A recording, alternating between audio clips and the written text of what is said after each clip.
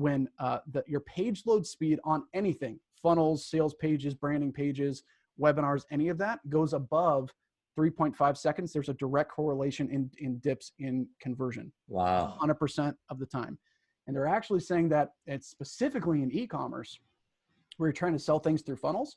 People are selling through sales funnels that launch in 13, 20, 25 seconds. Wow. One of my favorite stories is I took Dean Graziosi's funnel, and he's on one of the most popular funnel builder platforms.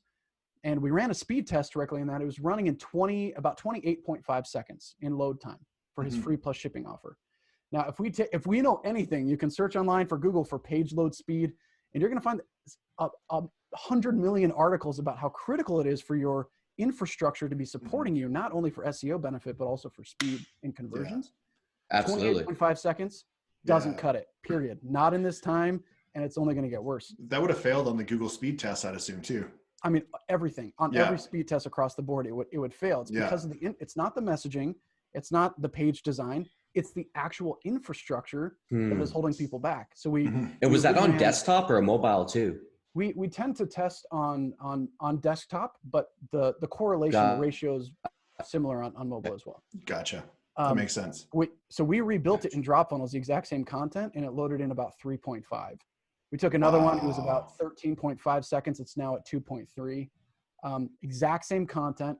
But here's what we did is we realized, 35% of the internet, I know the stats get boring and stuff. And so maybe people listening to this are like, how does this affect me?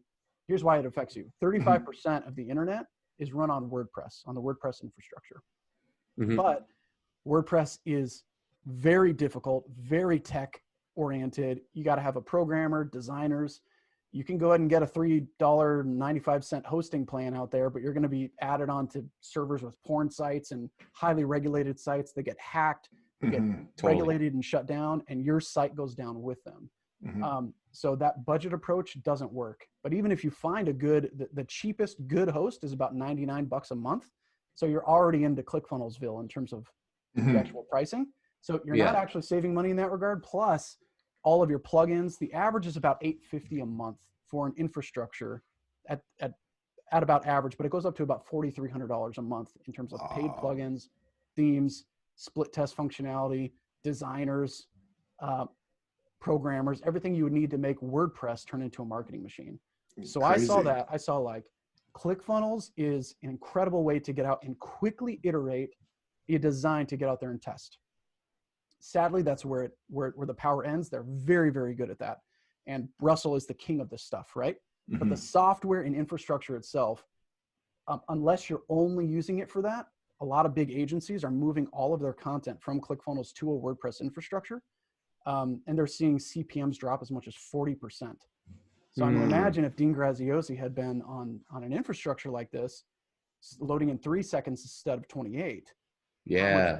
How much money, I mean, make it 10 seconds versus 3. I don't care what comparison you're making.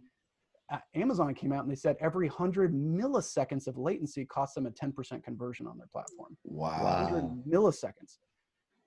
So this is not a joke. It's not a luxury. This is like the life of your business, and your income depends on your infrastructure being powerful. And that's why we created drop funnels. That's awesome, man.